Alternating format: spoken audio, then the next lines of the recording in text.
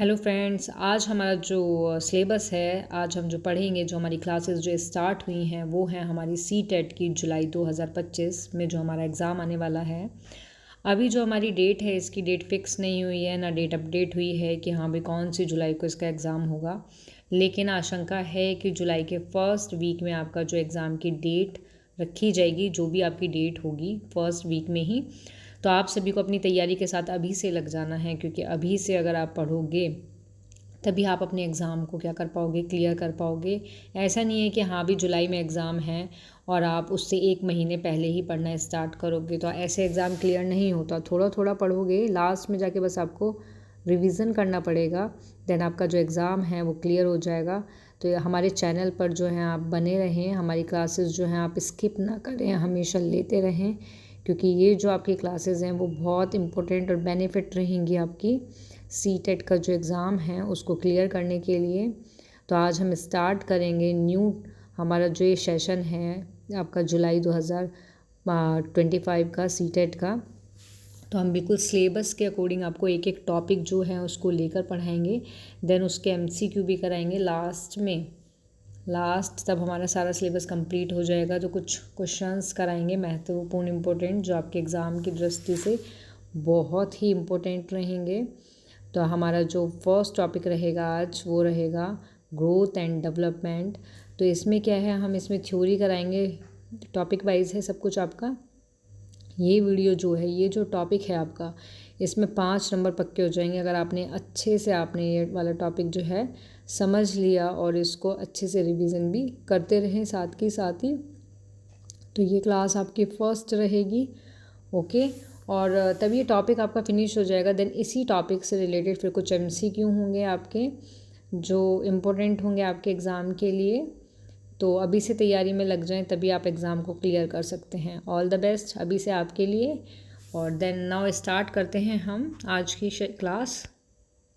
सबसे पहले तो आता है हमारा ग्रोथ और डेवलपमेंट की। इसके अंदर जो हमारा ग्रोथ एंड डेवलपमेंट है, इसमें हम आज क्या क्या पढ़ेंगे, ठीक है। तो जो हमारा टॉपिक रहेगा, जो हमारा फर्स्ट टॉपिक है, वैसे हमारा जो फर्स्ट टॉपिक रहेगा वो टॉपिक रहेगा हमारा ये फर्स्ट टॉपिक है हमारा ये क्या, विकास की अवधारणा और इसका अधिगम्य संबंध। ये हमारा टॉपिक फर्स्ट है। CDP का, साइकोलॉजी का आपने सिलेबस में देखा भी होगा, ठीक है। तो इसके अंदर हम क्या क्या चीज़ें पढ़ेंगे आज, तो हम इसमें क्या क्या क्लियर करेंगे, इसमें हम पढ़ेंगे फर्स्ट रहेगा हमारा विकास, कि विकास क्या है, उसका अर्थ, उसकी परिभाषाएं। सेकंड हमारा रहेगा विकास की विशेषताएं। थर्ड रहेगा विकास के आयाम, किसके आयाम क्या होते हैं, इंपॉर्टेंट हैं, क्वेश्चंस आते हैं इसमें से। फिर हम वृद्धि के बारे में थोड़ा सा पढ़ेंगे कि हाँ भाई वृद्धि भी क्या होती है। देन उसके बाद आता है विकास को प्रभावित करने वाले कारक। उसके बाद आता है वृद्धि व विकास में अंतर, और फिर आता है विकास की अवस्थाएं। तो ये जो सारी चीज़ें हैं, जो हमारी हेडिंग्स हैं, ये सारी हमारी विकास की अवधारणा और उसका अधिगम से जो संबंध है इसके अंदर हैं। तो हम आज पूरा ट्राई करेंगे कि हम ये सारी की सारी जो हेडिंग आज क्लियर करा दें, अदरवाइज़ इसकी सेकेंड क्लास लेनी पड़ेगी जिसमें हम इस टॉपिक को ही, ठीक है, जो हमारा फर्स्ट टॉपिक है ये विकास की अवधारणा, इसका शिक्षा में महत्व, अधिगम में महत्व या अधिगम में संबंध, ठीक है, कि विकास की अवधारणा और इसका अधिगम में संबंध, इस टॉपिक को ही हम 2 डेज़ में कंप्लीट करा दें, ओके। और इस तरीके से एक्सप्लेन करेंगे, कंप्लीट कराएंगे कि आपको बिल्कुल समझ में आ जाएगा, कि आपको कोई भी प्रॉब्लम नहीं होगी एग्ज़ाम टाइम में, ठीक है। तो नाउ स्टार्ट करते हैं हम। सबसे पहले इसमें आता है आपका विकास की अवधारणा, मीन्स उसको इंग्लिश में क्या बोलते हैं, concept of the child development, की विकास की अवधारणा, इसके बारे में हम पढ़ेंगे। तो इसमें जो हमारी फर्स्ट हेडिंग आती है, यहाँ पे आती है बाल विकास या अधिगमकर्ता का विकास महत्व, ओके, महत्व। तो इसमें हमारी फर्स्ट हेडिंग है, ये बहुत इम्पोर्टेंट है, जो आपकी स्टार्टिंग में ही जो फर्स्ट हेडिंग आती है इसके अंदर, कि फर्स्ट हेडिंग आती है आपकी पेस्टोलॉजी, जो कहाँ के थे, जर्मनी के विद्वान थे। कहाँ के थे, जो पेस्टोलॉजी थे वो जर्मन के एक विद्वान थे ये, ठीक है। तो इस एक एक पॉइंट्स को जो है अच्छे से दिमाग में बिल्कुल सेट कर लेना। तो जो पेस्टोलॉजी थे वो जर्मन के विद्वान थे। इन्होंने 1774 ईस्वी में अपने पुत्र जो 3 साल का था उस पर अध्ययन किया, उसके विकास को समझा और बेबी बायोग्राफी नामक लेख लिखा, ठीक है। ये जो पेस्टोलॉजी थे, ठीक है, जो कौन थे, पेस्टोलॉजी थे, ये कहाँ के विद्वान थे, ये जर्मन के विद्वान थे, करेक्ट। और कौन से सन में, 1774 सन में इनका एक पुत्र था, ठीक है। वो कितने साल का था, 3 साल का इनका पुत्र था। उस पर इन्होंने क्या किया था, एक अध्ययन किया था, ठीक। और उस अध्ययन को तब इन्होंने किया तो उसके विकास को समझा इन्होंने, किसको समझा, विकास को समझा और बेबी बायोग्राफी नामक लेख लिखा। इन्होंने अपने बच्चे पर ही, खुद के पुत्र पर ही इन्होंने क्या किया था, एक अध्ययन किया था जिसमें इन्होंने किसको समझा, डेवलपमेंट को, विकास को समझा और एक लेख लिखा, कौन सा, बेबी बायोग्राफी नामक का एक लेख लिखा, ठीक है। क्लियर हुआ इतना आपको। नाउ आगे आता है इसमें रिजल्ट, मीन्स तब उन्होंने ये अध्ययन किया था कि जो लेख लिखा उसी से बाल मनोविज्ञान का जन्म हुआ।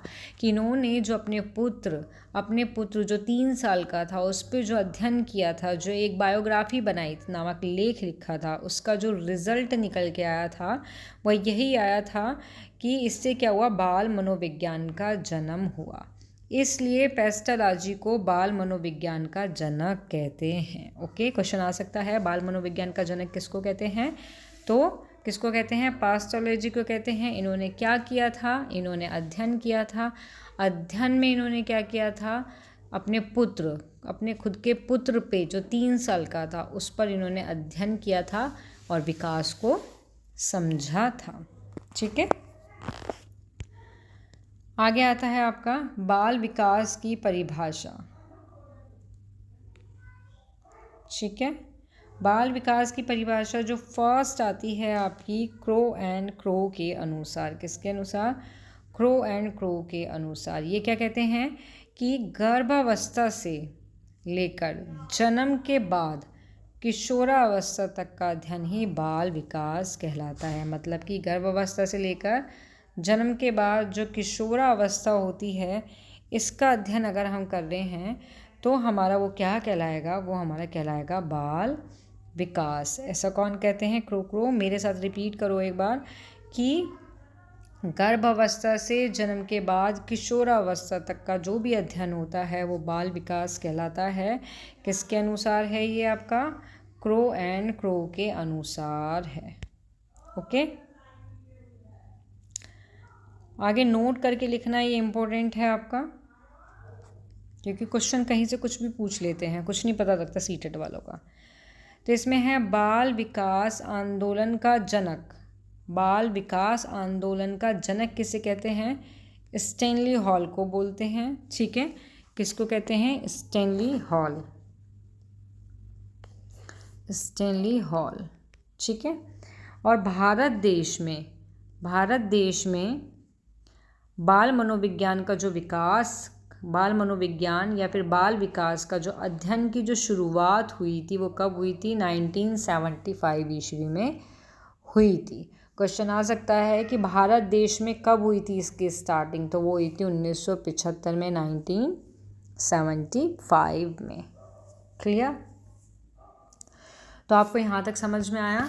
मैंने ज़्यादा कुछ नहीं बताया, बस यही है आपका कि पेस्टोलॉजी विद्वान थे जर्मन के। इन्होंने अपने पुत्र पर एक क्या किया था, अध्ययन किया था, बायोग्राफी नामक एक लेख लिखा, रिजल्ट निकला कि बाल मनोविज्ञान का जन्म हो गया। क्रो के अनुसार डेफिनेशन है आपकी, और इसमें जो इम्पोर्टेंट है इसको इम्पोर्टेंट करके लिख लेना आप कि भारत में जो शुरुआत हुई थी वो 1975 में हुई थी, ठीक है। और जो बाल विकास आंदोलन का जनक कहा जाता है, किसको कहा जाता है, स्टैनली हॉल को कहा जाता है। क्लियर, आगे इसमें आपका आता है आगे इसमें आता है डेवलपमेंट मीन्स विकास। ओके, क्या आता है आपका विकास, कि विकास का मीनिंग क्या है आपका। ठीक है, विकास का मीनिंग क्या है, मतलब क्या होता है। तो जो विकास होता है, जो हमारा डेवलपमेंट होता है, उसका मतलब होता है हमारा प्रगति, सॉरी परिवर्तन, प्रगति या फिर आगे बढ़ना। ओके, विकास का मतलब होता है, शॉर्ट में बोल सकते हैं, डेफिनेशन अलग होती है जिसमें पूरा डिटेल दिया जाता है, बट शॉर्ट में विकास का जो मीनिंग होता है वो होता है परिवर्तन, प्रगति, आगे बढ़ना। Okay, clear. आगे आता है इसकी परिभाषा आती है आपकी, परिभाषाएं आती हैं इसकी जो किसके अनुसार है आपकी, स्कीनर। किसके अनुसार है, स्कीनर के अनुसार है। स्कीनर क्या कहते हैं कि विकास जीव उसके वातावरण की अंतः क्रिया का प्रतिफल है, कि जो विकास होता है आपका, जो विकास होता है वो क्या होता है, जीव और उसका जो वातावरण, कि जो जीव है और उसके चारों ओर का जो वातावरण है उसकी अंत्य क्रिया का क्या है, उसकी अंत्य क्रिया का प्रतिफल होता है, यही विकास है। ये किसने कहा, ये कहा आपका, ये किसने कहा, स्कीनर ने कहा। स्कीनर के अनुसार है ये कि विकास और उसके वातावरण की जो अंत्य क्रिया का प्रतिफल है वही क्या है, विकास है। ओके, आगे आपका आता है इसमें, नेक्स्ट है आपका इम्पोर्टेंट है ये भी, विकास की विशेषताएं। ठीक है, क्या है आपकी विकास की विशेषताएं, फीचर ऑफ डेवलपमेंट। क्या आता है आपका, फीचर ऑफ डेवलपमेंट। ओके, विकास की विशेषताएं। तो बाल विकास की विशेषता में, सॉरी विकास की विशेषता में जो हमारा फर्स्ट पॉइंट आता है, फर्स्ट पॉइंट है हमारा इसमें, फर्स्ट पॉइंट आता है हमारा निरंतर प्रक्रिया। मतलब कि जो विकास है वो, विकास जो है वो एक निरंतर चलने वाली प्रक्रिया है। कैसी है, निरंतर चलने वाली एक हमारी प्रक्रिया होती है। विकास का जो यह क्रम है वो मानव के किसमें, गर्भावस्था से लेकर मृत्यु तक चलता रहता है, कि जो विकास है वो कंटिन्यू चलता रहता है। और वो कौन सी अवस्था से आपकी, वो आपकी गर्भ की अवस्था से लेकर और मृत्यु तक। ठीक है, मृत्यु तक क्या है, ये चलता रहता है। विकास की प्रक्रिया निरंतर चलती रहती है, कभी भी रुकती नहीं है। ये सिर्फ रुकेगी तो तभी रुकेगी तब कोई इंसान, व्यक्ति या बच्चा, कोई भी मानव जब वो उसकी मृत्यु हो जाती है, वो मर जाता है, तभी ये क्रिया रुकती है, अदरवाइज़ ये निरंतर चलती रहती है आपकी। ओके, सेकंड पॉइंट आता है इसमें आपका, सेकंड पॉइंट है आपका सहज क्रिया। सहज क्रिया अभिगमन। इसका मतलब है कि जो वॉटसन है, कौन, वॉटसन का कहना है कि सभी जो बालक हैं वो जन्म के समय कैसे होते हैं, समान होते हैं। ठीक है, लेकिन उनकी जो निश्चित शारीरिक रचना होती है, उनकी शारीरिक रचना कैसी होती है, निश्चित होती है। ओके, और उनमें क्या होता है, कुछ सहज क्रियाएं होती हैं और 3 संवेग होते हैं उनके अंदर, कि तब बच्चा छोटा होता है, बालक तब जन्म लेता है तो उसमें कुछ सहज क्रियाएं होती हैं, जिसमें कितने संवेग होते हैं, 3 संवेग होते हैं। हमारा क्या था इसमें कि इसमें 3 संवेग होते हैं तब बच्चा छोटा होता है। कौन कौन से संवेग होते हैं, वो होता है प्रेम होता है, भय होता है और आपका क्रोध। ठीक है, जन्म के बाद तब बच्चे में क्या होते हैं, 3 संवेग होते हैं, प्रेम, भय और क्रोध होता है। इनके अलावा भी कुछ अधीन ग्रहण करने वाली उनके अंदर प्रवृत्तियां होती हैं, और वातावरण के जो अनुसार होता है वो बालक इनका क्या करता है, प्रयोग करता है, और यही उनकी क्या है, यही उनकी अनुक्रिया कहलाती है। यह सहज क्रिया ही जो होती हैं वो बालक के विकास की ओर संकेत करती हैं। ठीक है, ये सभी की सभी क्रियाएं जो है आपकी वो सहज क्रिया के अंदर आती हैं, जो बालक के विकास की ओर क्या करती हैं, संकेत करती हैं। ठीक है, क्लियर। नेक्स्ट आपका थर्ड आता है इसमें, थर्ड है आपका व्यापक अर्थ कि वृद्धि की तुलना में, ठीक है, व्यापक अर्थ के अंदर आएगा कि वृद्धि की तुलना में जो विकास है वो बहुत अधिक क्या होता है, व्यापक होता है। क्यों? क्योंकि यह कुछ समय के लिए नहीं होता, ठीक है। व्यापक इसलिए है क्योंकि ये कुछ समय के लिए नहीं होता, बल्कि ये जीवन के प्रत्येक मोड़ पर मानव के विकास के लिए क्या होता है, संभव होता है। ओके, और इसलिए इसे बहुत व्यापक रूप में स्वीकार किया गया है कि जो विकास है वो क्या होता है, वो व्यापक होता है, क्योंकि वो लंबे टाइम के लिए होता है, कंटिन्यू चलता वो रहता है। इसलिए इसको किसमें, व्यापक रूप में स्वीकार किया है, किसको, विकास को। तो ये इसकी क्या है, एक महत्वपूर्ण विशेषता है। ओके, नेक्स्ट आता है आपका, नेक्स्ट 4 आता है, नेक्स्ट में है आपका 4 आता है आपका आंतरिक क्रिया।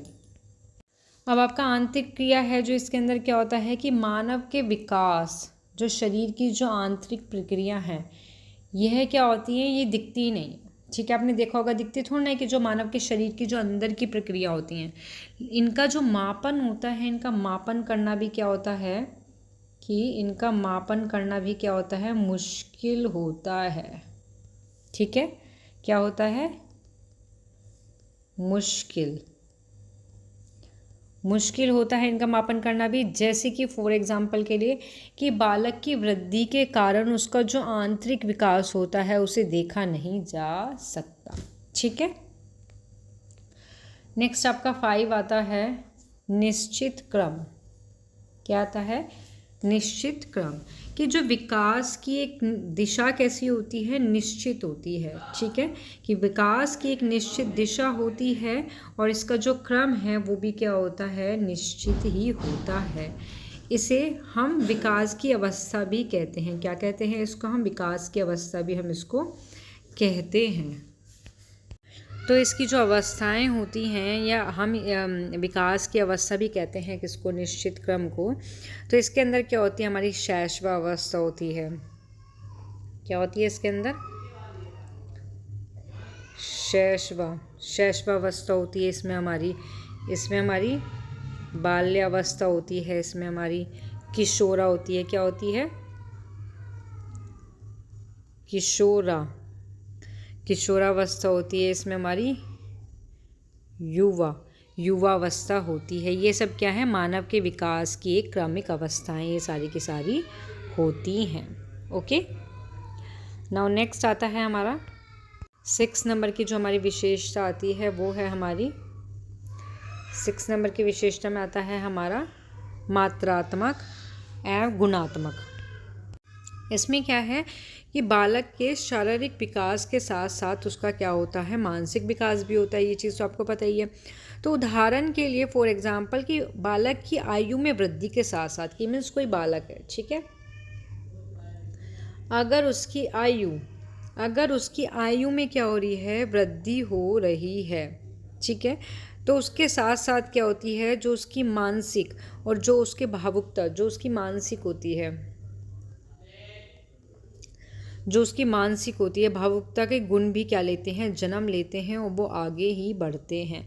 तो इस तरीके से हम कह सकते हैं कि जो विकास है वो मात्रात्मक और गुणात्मक दोनों प्रकार का होता है। ओके, नेक्स्ट आता है आपका 7 पॉइंट आता है आपका पूर्व सूचनीय में क्या है कि जो विकास है वो एक क्या है, निरंतर प्रक्रिया है, कंटिन्यू चलने वाली प्रक्रिया होती है, ठीक है। तो विकास की जो प्रत्येक अवस्था है वो अगली अवस्था को क्या करती है, प्रभावित करती है। कि अगर शैशवावस्था है वो बाल्य अवस्था को प्रभावित करेगी, बाल्य अवस्था है वो किशोरावस्था को प्रभावित करेगी। तो क्या करती हैं कि विकास की प्रत्येक अवस्था अगली अवस्था को क्या करती है, प्रभावित करती है। तो जो पूर्व अवस्था के द्वारा जो भी आगामी अवस्था का अनुमान लगाया जा सकता है, फॉर एग्जाम्पल जैसे मंद बुद्धि, ठीक है, मंद बुद्धि और तीव्र बुद्धि छात्रों का अनुमान बाल्यावस्था से ही लग जाता है। तो ये किसके अंदर आता है, पूर्व सूचनीय के अंदर आता है आपका। ठीक है।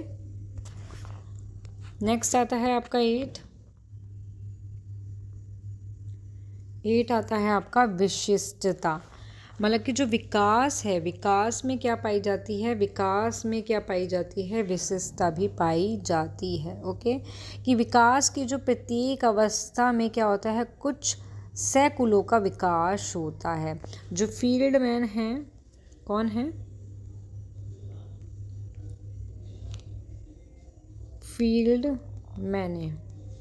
जो फील्ड मैंने हैं, इनके अनुसार कहा गया है कि मानव जीवन अनेक अवस्थाओं से गुजरता है, कि जो मानव का जीवन है वो बहुत सारी अवस्थाओं से क्या है, गुजरता है। और जो मानव जीवन है वो गंभीर अवस्था से किसी भी अवस्था में कम नहीं होता। मीन्स कहने का मतलब है कि प्रत्येक अवस्था में प्रभावशाली जो विशेषताएं होती हैं वो क्या होती हैं, उभरती एक तरह से रहती हैं। और उनमें क्या होती है, विशेषताएं होती हैं हर किसी विशेषता के अंदर। तो इसमें एकता और वैश्यता पाई जाती है, कि इसमें एकता भी पाई जाती है और विशिष्टता भी पाई जाती है। तो क्लियर हुआ आपको, विकास की जो अवस्था हैं वो आपको क्लियर हो गई, कि जो विकास की अवस्था हैं, जो विकास की अवस्था हैं आपकी, फीचर ऑफ डेवलपमेंट की निरंतर प्रक्रिया, सहज क्रिया, व्यापक भी होती है, आंतरिक प्रक्रिया होती है, निश्चित क्रम अवस्थाएं निश्चित क्रम में होती हैं, और मात्रात्मक गुणात्मक दोनों होती हैं, पूर्व सूचनीय होती हैं, और इनमें विशिष्टता भी पाई जाती है आपकी। ओके, नेक्स्ट आता है इसमें जो आपकी हेडिंग है, विकास के आयाम व अधिगम से इनका संबंध। इम्पोर्टेंट है आपके ये, कि विकास के जो आयाम हैं इनका अधिगम से क्या है, इनका अधिगम से संबंध। ओके, तो इसमें जो हमारे विकास के जो आयाम हैं वो हमारे काफ़ी सारे आयाम होते हैं, निम्नलिखित आयाम हैं। फर्स्ट आता है आपका शारीरिक विकास, जिसको हम फिज़िकल डेवलपमेंट भी कहते हैं। सेकंड आता है मानसिक, जिसको हम कॉग्निटिव मेंटल डेवलपमेंट कहते हैं। थर्ड आता है हमारा भाषीय लैंग्वेज जिसको हम भाषीय विकास कहते हैं। 4 आता है हमारा सामाजिक, मीन्स सोशल डेवलपमेंट। 5 आता है हमारा, और नेक्स्ट लास्ट आता है हमारा मनोगत्यात्मक, ठीक है, जिसको हम मोटर डेवलपमेंट भी बोलते हैं। ठीक है, तो जिसमें हमारा ये सारे के सारे क्या हैं, ये सारे के सारे हमारे विकास के आयाम हैं। तो ये सारे के सारे क्या हैं, हमारे विकास के आयाम हैं जो इम्पोर्टेंट हैं। तो इसमें हमारा फर्स्ट आता है हमारा, तो इसमें हमारा फर्स्ट है हमारा शारीरिक विकास, जिसको हम फिज़िकल डेवलपमेंट भी बोलते हैं। तो इसको हम बताएंगे डिटेल में कि होता क्या है, इसके अंदर आता क्या है आपका। तो हमारे क्या आता है, शारीरिक विकास, जिसको हम फिज़िकल डेवलपमेंट भी बोलते हैं। ओके, तो हमारा इसमें हेडिंग यही रहेगी, शारीरिक विकास, फिज़िकल डेवलपमेंट एंड लर्निंग। तो इसके बारे में हम पढ़ेंगे थोड़ा सा, ये होता क्या है आपका। तो आपके जो शारीरिक विकास है, इसके अंदर क्या होता है, इसके अंदर कोई भी मान लो कोई भी बालक है, उसका जो शरीर है, ठीक है, उसके शरीर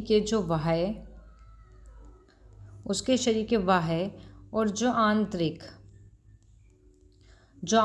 क्या होते हैं, अवयव होते हैं, उनका क्या होता है, विकास इसमें शामिल होता है। ठीक है, विकास इसमें शामिल होता है। नाउ नेक्स्ट आता है इसमें कि जो बाह्य परिवर्तन होते हैं, ठीक है, कि कौन से परिवर्तन होते हैं, जो इसके अंदर आपके जो शारीरिक विकास के अंदर जो क्या होते हैं, बाह्य परिवर्तन होते हैं। कौन से, बाहरी जो बाह्य परिवर्तन होते हैं, इसके अंदर आता है आपका ऊंचाई, इसमें आता है जो शारीरिक अनुपात में जो वृद्धि होती है। ये सब क्या चीज़ होती हैं, जिन्हें स्पष्ट देखा जा सकता है, किंतु शरीर के जो आंतरिक बाह्य परिवर्तन, शारीरिक विकास, इसके बाह्य परिवर्तन क्या हो गए, कि जैसे ऊंचाई में वृद्धि होना, ठीक है, और शारीरिक अनुपात में,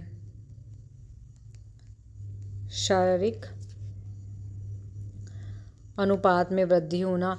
तो ये सभी क्या हैं, ये शारीरिक विकास हैं जिनको हम क्या कर सकते हैं, देख सकते हैं। इन सबको हम क्या कर सकते हैं, देख सकते हैं। लेकिन इसके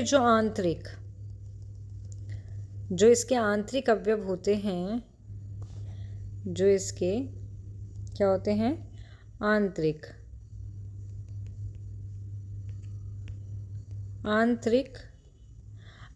जो अवयव होते हैं उनको क्या है, उनको हम स्पष्ट रूप से देख नहीं सकते, लेकिन क्या होता है, शरीर के भीतर इनका जो है विकास होता रहता है।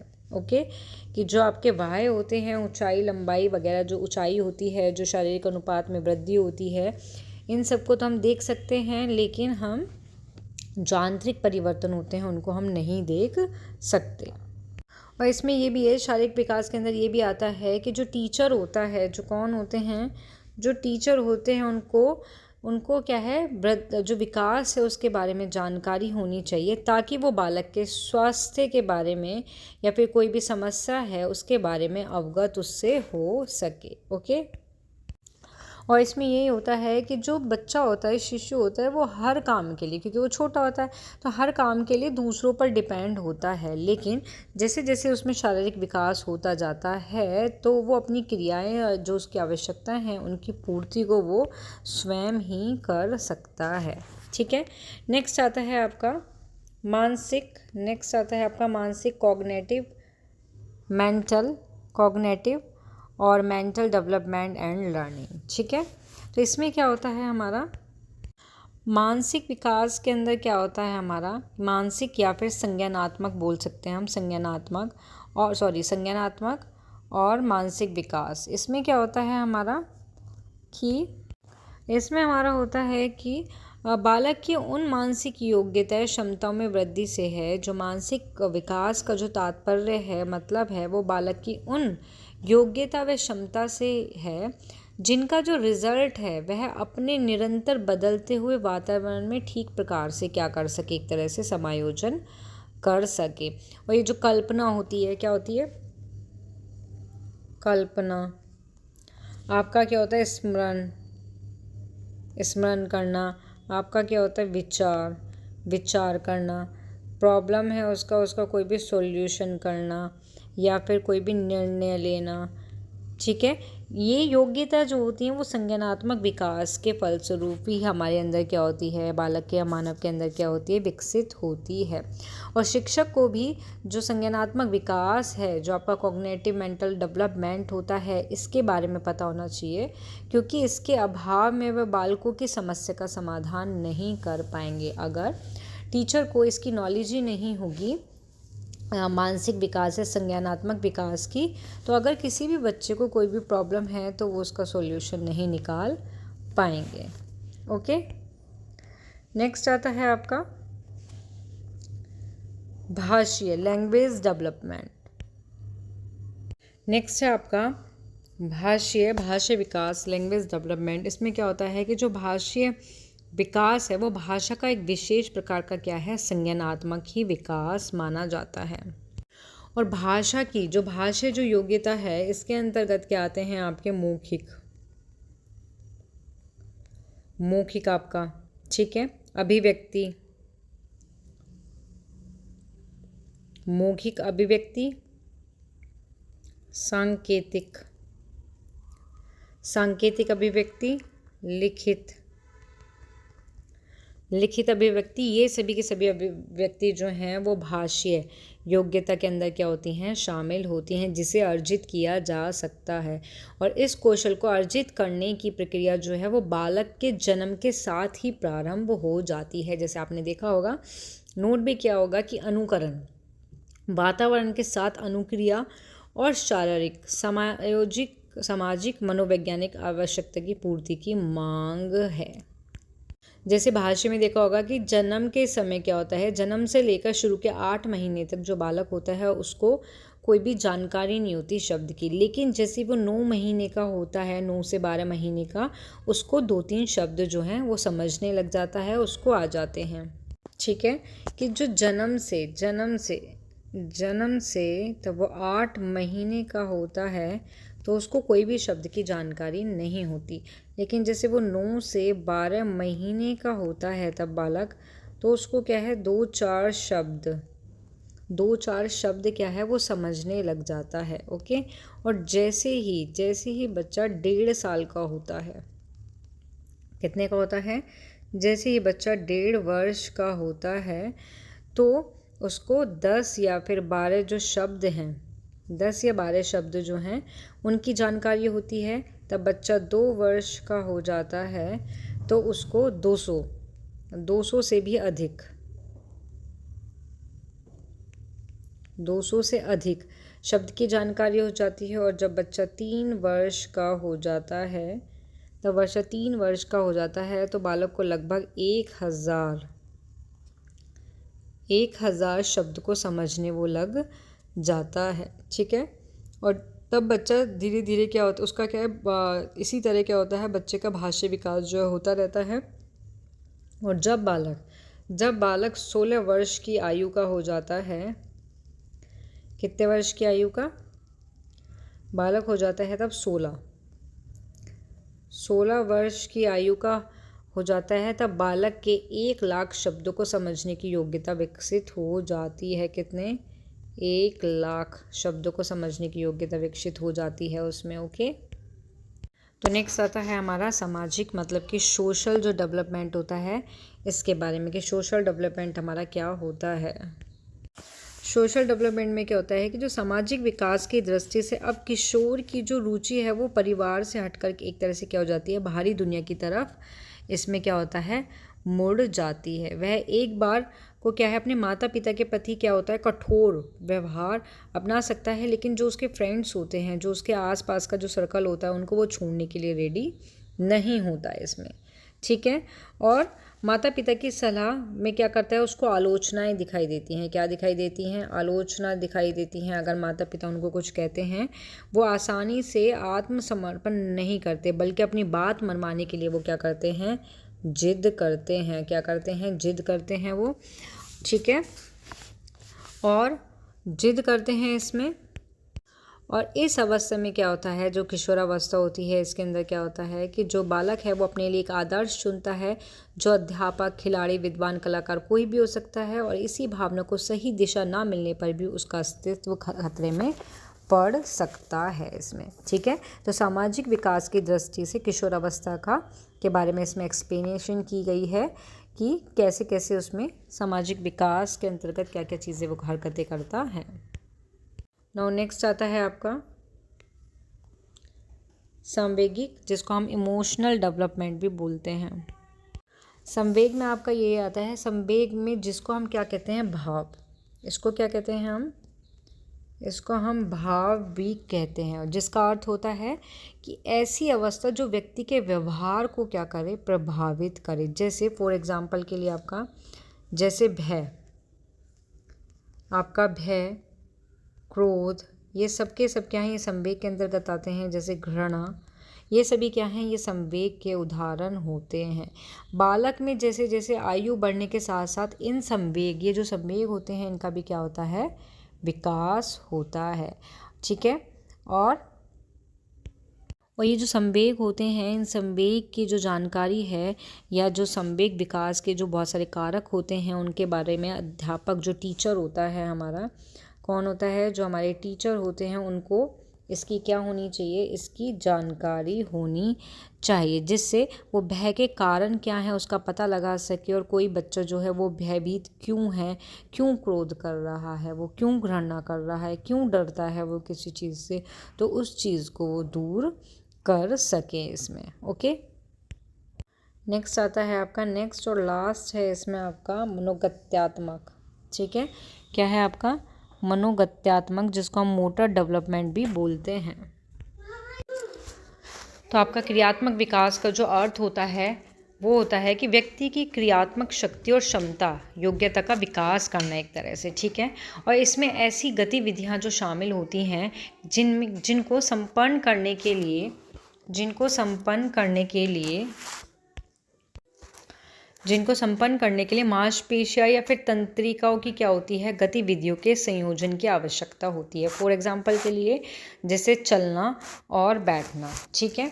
और जिन बालकों में क्रियात्मक विकास सामान्य से कम होता है, उनके समायोजन और विकास हेतु विशेष कार्य करने की क्या होती है, आवश्यकता होती है इसमें। ओके, तो यहाँ आपके जो हैं विकास के आयाम जो हैं वो समाप्त होते हैं।